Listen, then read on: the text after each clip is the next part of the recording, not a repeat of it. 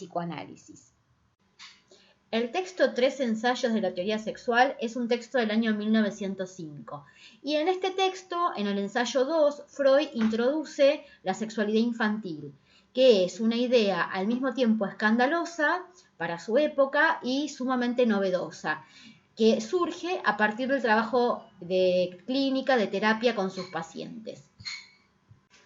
Freud va a partir en este texto de una observación sobre el pensamiento de sentido común, la opinión popular en su época, que es la creencia de que la pulsión sexual recién aparece en la pubertad y que durante toda la infancia se carece de pulsión sexual, no hay sexualidad infantil. Y va a sostener que esto es un error y que este error es responsable de que desconozcamos las bases de la vida sexual que a él empezaron a aparecer a partir de los relatos de sus pacientes, relacionadas justamente con la sexualidad y la pulsión sexual en la infancia. Por eso va a afirmar que la pulsión sexual en la infancia posee el carácter de una ley.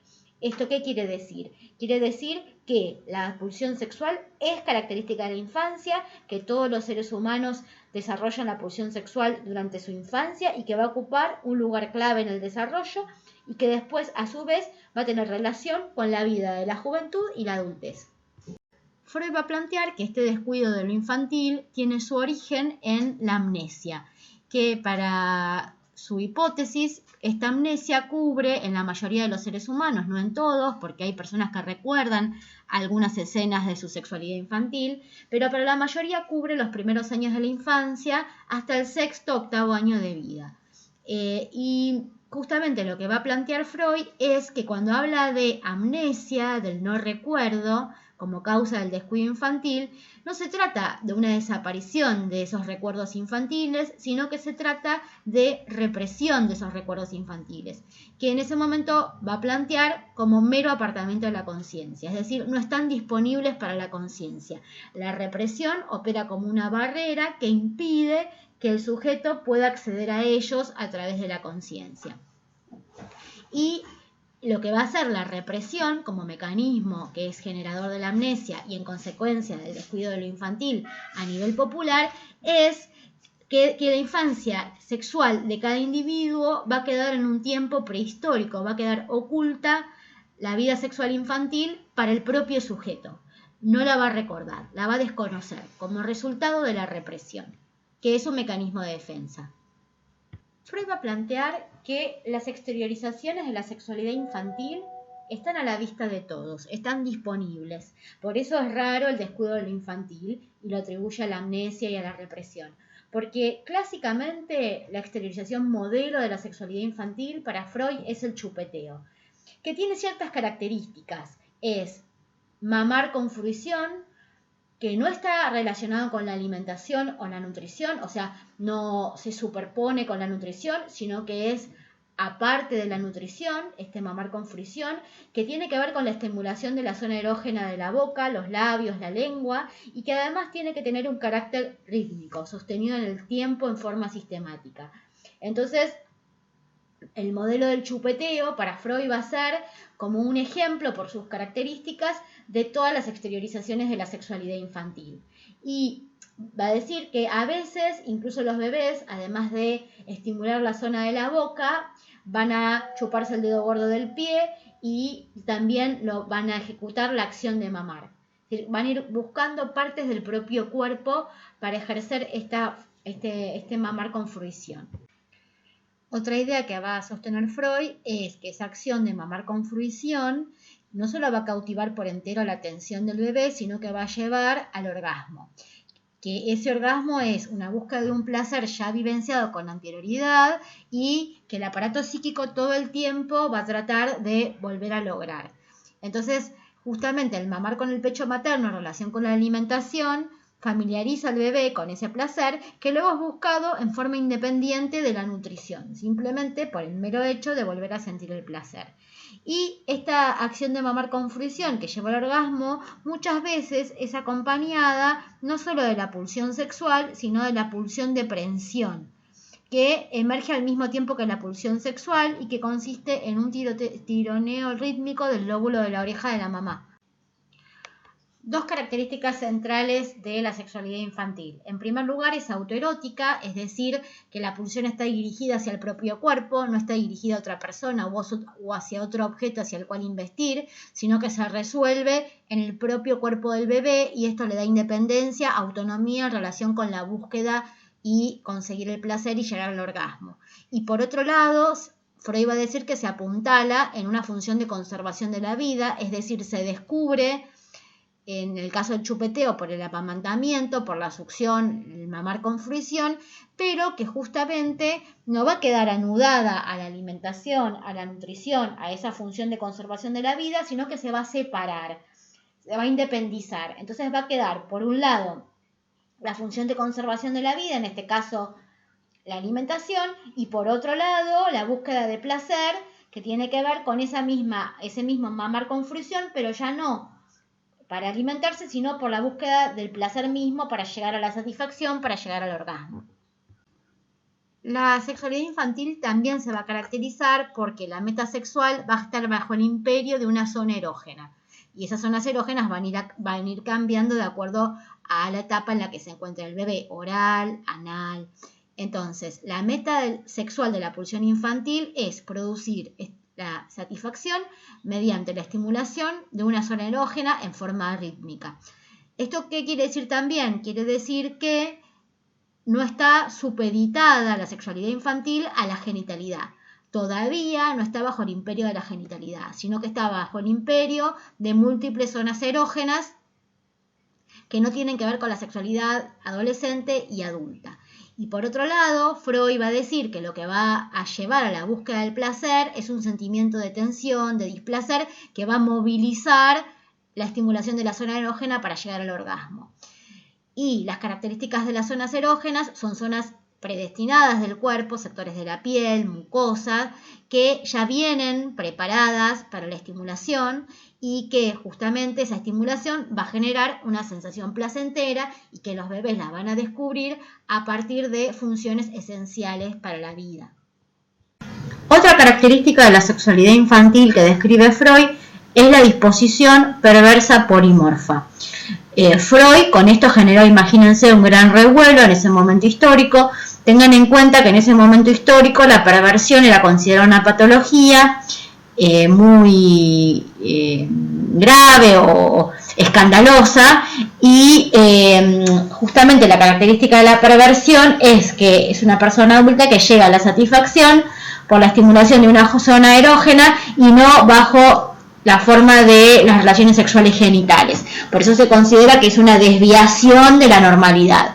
Entonces, va a usar esta figura, esta conceptualización para describir la sexualidad infantil, porque justamente si hay algo que caracteriza la sexualidad infantil es el autoerotismo y la satisfacción con la estimulación de una zona erógena.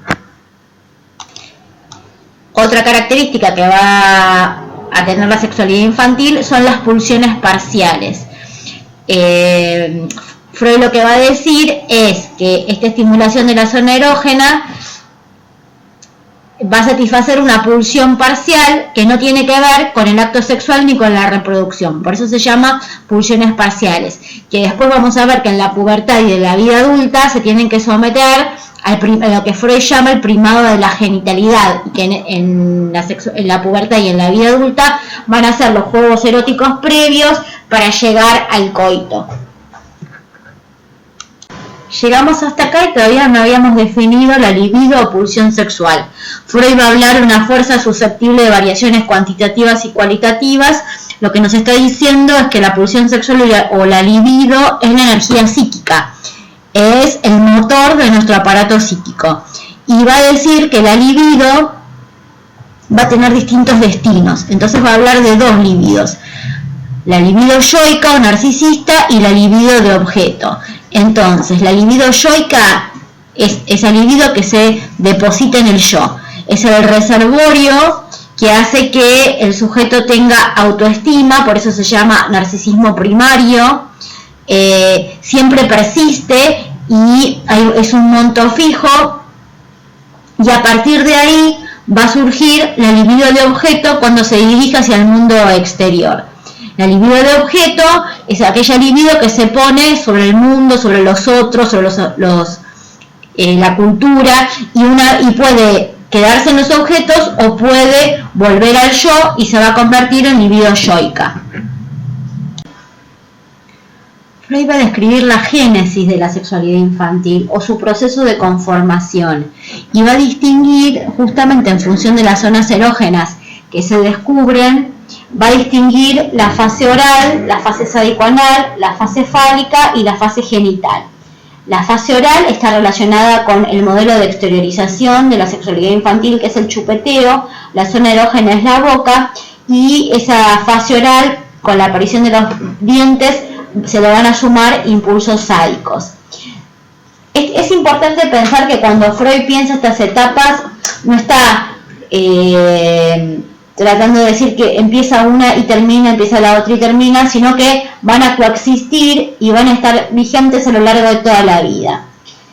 Después de la fase oral va a venir la fase sádico-anal, que está relacionada con la zona erógena del ano y con la retención y excreción de las heces.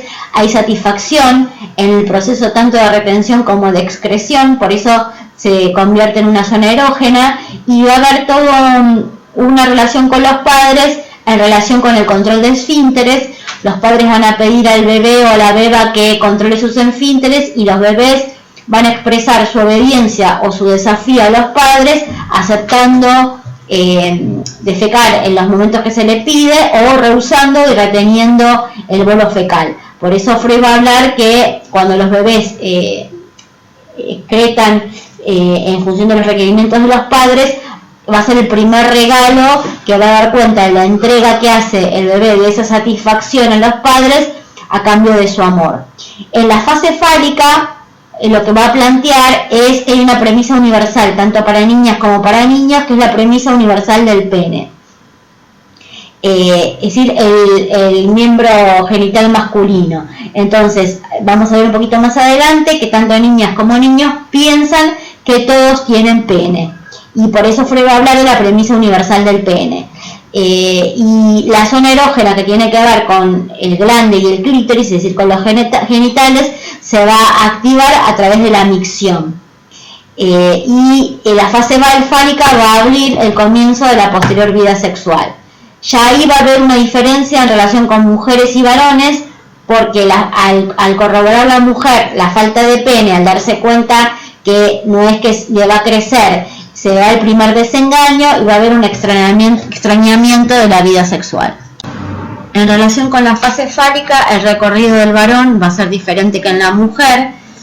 Le va a permitir entrar en la fase del complejo de Edipo, y la masturbación genital del pene se va a hacer junto con fantasías sexuales con la madre, hasta que aparece la amenaza de castración y la corroboración empírica de que la falta de pene en la mujer corresponde a la castración. Entonces eso lo hace entrar en el periodo de latencia. Cuando hablamos de latencia, ahora vamos a ver de un periodo que viene después del sepultamiento del complejo de Edipo y de la represión. Justamente es la represión la que va a generar la amnesia, y las pulsiones sexuales van a entrar en un periodo de latencia. Posteriormente, recién en la pubertad, alrededor de los 11-12 años, va a proseguir la sexualidad infantil, ya sexualidad adolescente propiamente dicha. Con la fase genital vuelve a aflorar la pulsión sexual, y la pulsión sexual se va a subordinar al primado de los genitales y la reproducción, como habíamos. Cuando Freud habla del complejo de Edipo, está hablando del enamoramiento y el deseo sexual de los hijos por sus progenitores, por alguno de sus progenitores. Entonces, Freud va a decir que el complejo de Edipo se presenta de distinta manera en niños que en niñas. Entonces, al niño le va a ofrecer dos posibilidades. Puede ser que se ubique en un lugar activo o en un lugar pasivo. Cuando se ubica en un lugar activo, busca reemplazar al padre y mantener relaciones sexuales con la madre. El deseo está dirigido hacia la madre, con lo cual el padre va a ser vivido como un adversario, como alguien hay que matar o destruir. Y mientras que si se ubica en una posición pasiva, se va a ubicar en el lugar de la madre y va a amar o desear al padre. A raíz de lo cual, ahora la que sobra y la que es la adversaria pasa a ser la madre.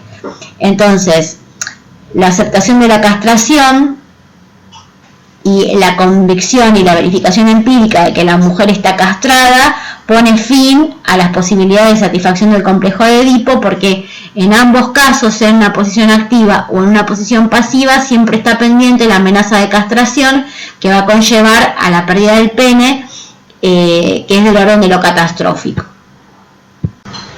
La castración, que va a ser la amenaza de la satisfacción que se busca con el complejo de Edipo, va a aparecer en el caso de lo masculino en calidad de castigo y el femenino como premisa de la pérdida del pene. Entonces, si la satisfacción del complejo de Edipo trae como resultado la pérdida del pene, va a estallar un conflicto narcisístico entre el interés narcisista, la autopreservación, y la investidura libidinosa, el deseo hacia los objetos parentales, hacia los progenitores. Entonces, lo que va a decir es que el complejo de Edipo cae, se sepulta, porque va a triunfar el interés narcisista. Y lo que va a pasar es que esas investiduras de objeto dirigidas hacia los progenitores van a ser resignadas y el niño se va a identificar con alguno de sus progenitores, es decir, se va a adquirir algún rasgo o algunas características de alguno de los progenitores. Y a su vez la autoridad del padre o de ambos progenitores se va a introyectar y va a conformar el núcleo del super yo, que es el que establece las normas morales y que establece a su vez la prohibición del incesto. Entonces esa libido sexual que se dirigía a los padres ahora va a ser desexualizada y se va justamente a invertir o a poner en acción en otras actividades que son sublimaciones, que tienen que ver con lo cultural, con la amistad, con la escuela, con los juegos, y esa pulsión sexual, quitada su parte sexual, se va a transformar en una pulsión o una emoción tierna, ahora dirigida hacia los progenitores. Así termina el complejo de Edipo en el caso de los varones. En el caso de la niña, el complejo de Edipo tiene otras características. El clítoris, los genitales femeninos, se van a comportar como si fueran un pene, pero lo que la niña descubre en la comparación con sus compañeritos de juego es que es un pene que tiene otras características.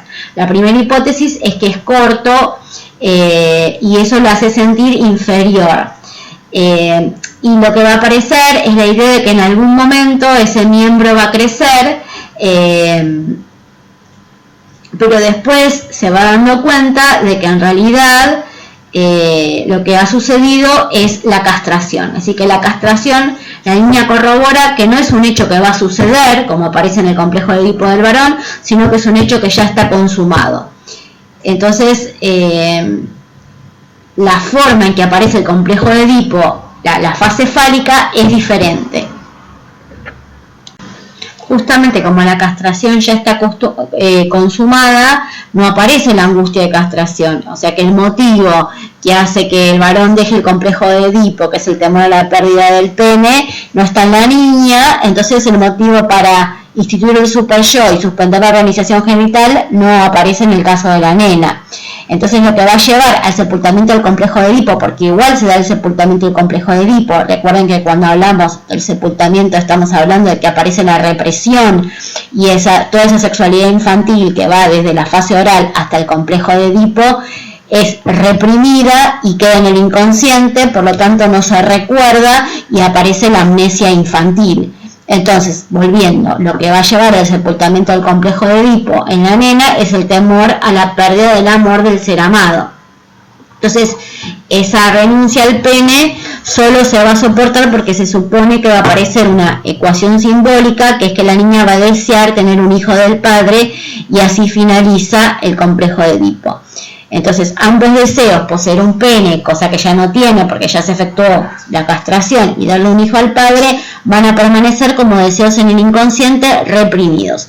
Es decir, anudemos sepultamiento del complejo de Edipo con represión. La represión lo que hace es que todo aquello que generó conflicto entre el interés narcisista y el deseo hacia uno de los progenitores va a quedar olvidado, guardado en el inconsciente.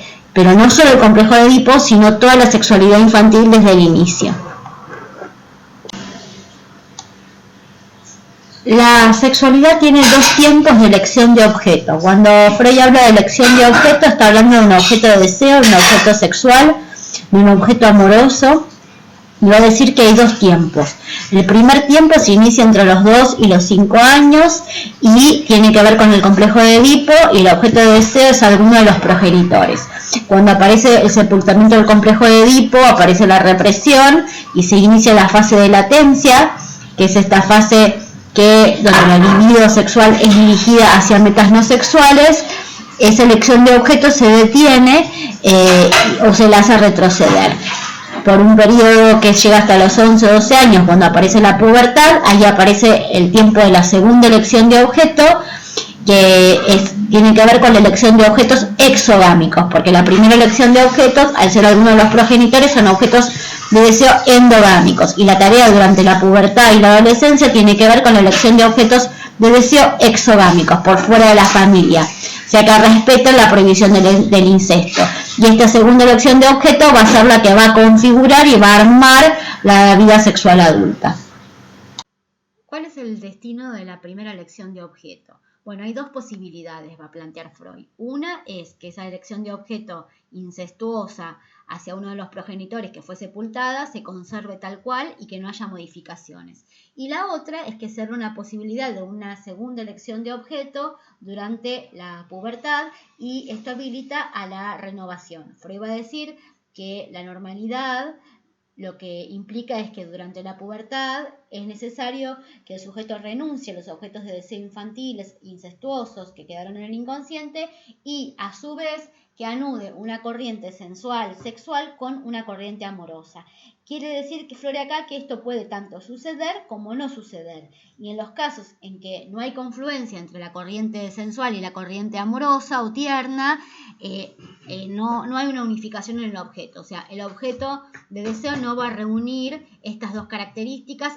Los aportes de Freud sobre la sexualidad infantil ponen en evidencia un tema que no había sido abordado socialmente, y justamente lo que traen es la pregunta de cómo acompañar la sexualidad infantil y posteriormente la sexualidad en la adolescencia, en la juventud y en la vida adulta.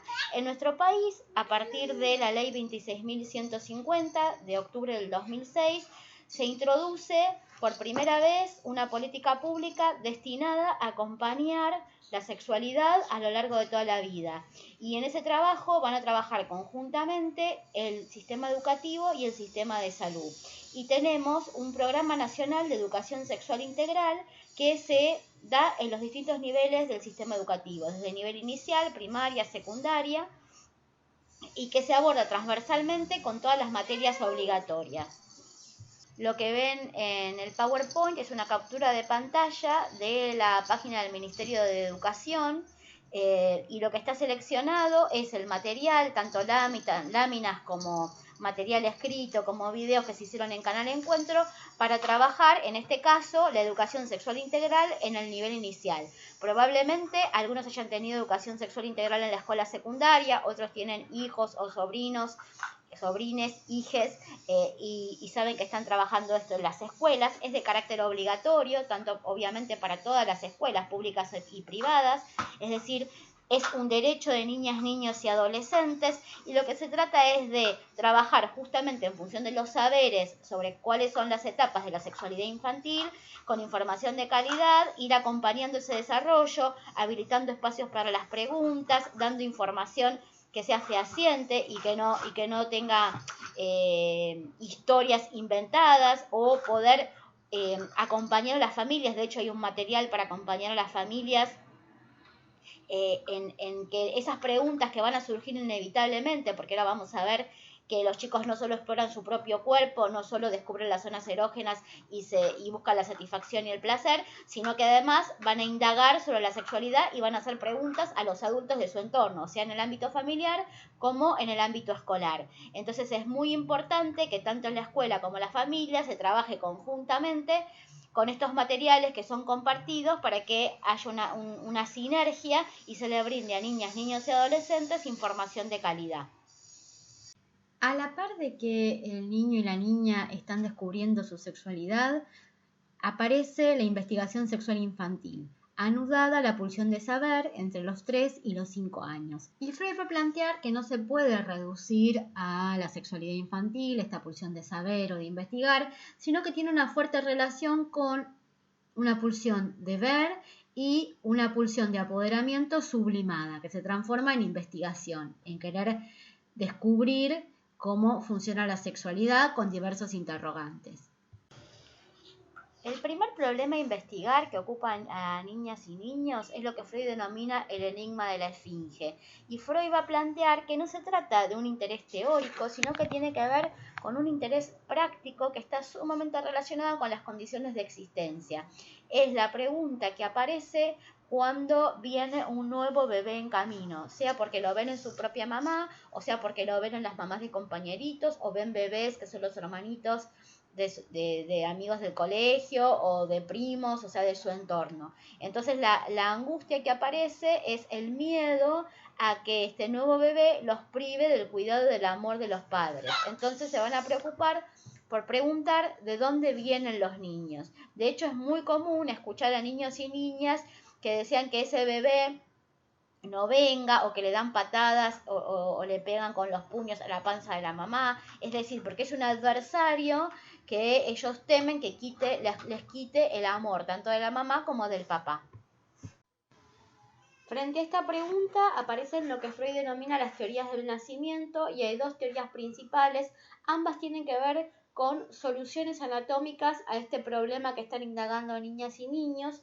Una es la teoría de la cloaca, que tiene que ver con que la mamá comió algo y entonces el hijo va a ser evacuado como un excremento.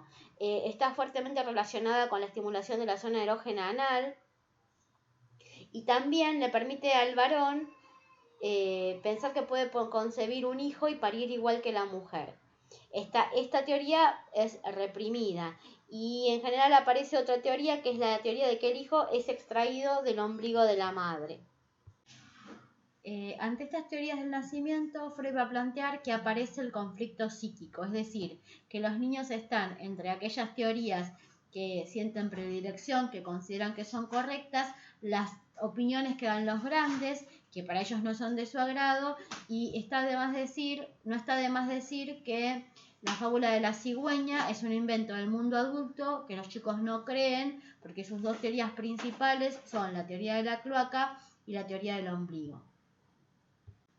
Sin embargo, la pregunta de dónde vienen los niños y las dos teorías sexuales van a llevar inevitablemente a un fracaso de la investigación sexual infantil.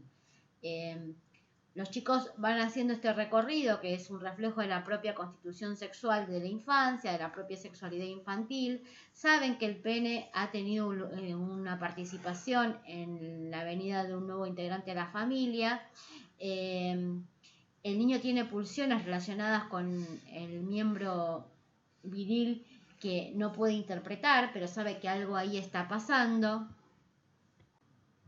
El pene aparece asociado a actividades violentas de penetración, entonces pareciera ser que los niños están encaminados a descubrir la existencia de la vagina y atribuir al pene del padre la penetración vaginal, y que ahí pareciera estar la clave de dónde vienen los niños. Sin embargo, esta investigación se va a interrumpir, va a plantear Freud, porque aparece la hipótesis de la existencia universal del pene, es decir, que las mujeres también poseen pene, y el varón y los niños ignoran la vagina, niños y niñas. Y entonces, además también se ignora el papel del semen fecundante y la apertura vaginal, con lo cual todo este proceso de investigación en relación con la pregunta de dónde vienen los niños y las teorías que van pensando niñas y niños encuentran limitaciones por su desconocimiento del funcionamiento de los aparatos reproductores femenino y masculino. Las teorías sexuales infantiles no se agotan en el enigma de la esfinge, sino que Freud va a describir también que una de las inquietudes que tienen tanto niñas como niños es conocer o descubrir los genitales del otro sexo, del otro género. Y ambos van a suponer una premisa universal del pene. Es decir, lo que van a pensar los varones es que las niñas también tienen un genital como ellos, y las niñas piensan que les va a crecer, que las mujeres tienen, pero que todavía es pequeño y que se va a crecer en algún momento. Entonces, esa es una premisa asombrosa para Freud. De hecho, no se imaginaba la premisa universal del falo. Y los chicos descreen de las explicaciones que dicen que las niñas no tienen pene. Por más que aparezca como una evidencia científica, ellos descreen porque están convencidos de la premisa universal del falo. Finalmente, tras un periodo de intensas luchas internas, los varones aceptan que la mujer ha perdido el pene y que se cae la premisa universal del falo, y sobre todo también por el temor a la castración. Eso es lo que Freud va a llamar complejo de castración en el varón. Mientras que la niña, al ver la conformación diversa entre sus genitales y los genitales masculinos, acepta esa diferencia, acepta la castración y aparece lo que Freud va a denominar envidia del pene, que va a culminar con el deseo de ser un varón, que es retomado después más adelante en la vida. Tengamos en cuenta que hay toda una reformulación contemporánea de estos aportes de Freud, pero bueno, estamos ahora viendo los aportes inaugurales de Freud y después otros autores contemporáneos repiensan estas ideas. Otro tema que llama la atención en la infancia es las relaciones sexuales entre los progenitores. A veces los niños son espectadores de alguna relación sexual, sobre todo porque muchos padres están convencidos que a esas edades tan tempranas de la vida no entienden lo que eso implica, pero sí es todo lo contrario, sino que para los chicos es una preocupación, quieren saber de qué se tratan. Ellos hablan de estar casados, de estar de novios, se preocupan por investigar al respecto y en general tienen una concepción sádica, es decir, una relación de maltrato, de sojuzgamiento, y lo relacionan también con su propio recorrido sexual, o sea, con las funciones de la micción o la defecación. Después del sepultamiento del complejo de Edipo por el complejo de castración y la represión, va a aparecer un periodo de latencia sexual de la infancia, porque previamente al sepultamiento del complejo de Edipo y la aparición de la represión, la sexualidad infantil estaba expuesta y estaba a la vista en la conciencia.